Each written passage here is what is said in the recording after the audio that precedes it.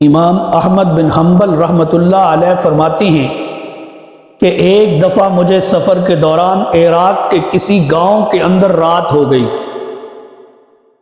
میں چونکہ وہاں کسی کو نہیں جانتا تھا، جان پہچان نہیں تھی، اس لیے میں کسی کے گھر نہیں جا سکتا تھا۔ چنانچہ میں نے ارادہ کیا کہ میں آج رات مسجد کے اندر قیام کر لیتا ہوں۔ میں اس گاؤں کی ایک مسجد میں چلا گیا۔ جب رات کو لیٹا تو چوکیدار نے مجھے مسجد سے باہر نکال دیا کہ آپ اس کے اندر نہیں رک سکتے۔ چنانچہ میں مسجد سے نکلا اور مسجد کے صحن میں لیٹ گیا۔ میں جب وہاں پہ سویا صحن کے اندر، چوکیدار دوبارہ آیا اور اس نے مجھے پاؤں سے گھسیٹ کر مسجد سے باہر نکال دیا۔ اب میں حیران و پریشان کہ میں کیا کروں۔ اسی اثناء میں ایک آدمی آیا، اس نے میرا ہاتھ پکڑا اور مجھے اپنا مہمان بنا کر اپنے گھر لے گیا۔ میں اس کے گھر میں جا کر رکا۔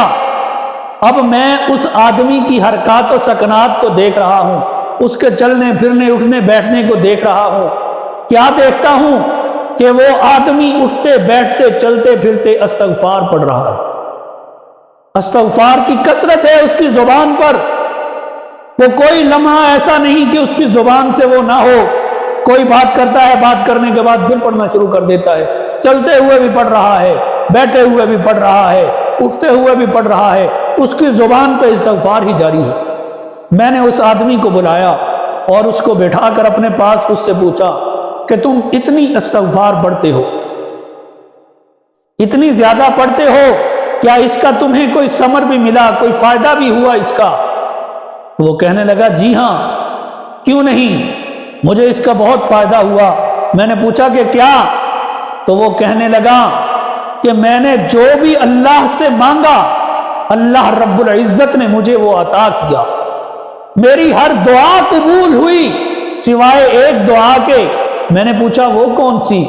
تو وہ کہنے لگا کہ میں نے اللہ سے دعا کی تھی کہ میری ملاقات امام احمد بن حنبل سے ہو جائے، بس ایک میری وہ دعا قبول نہیں ہوئی، باقی میں نے جو بھی دعا اللہ رب العزت سے کی ہے میری وہ دعا رد نہیں گئی، اللہ رب العزت نے قبول فرما لی۔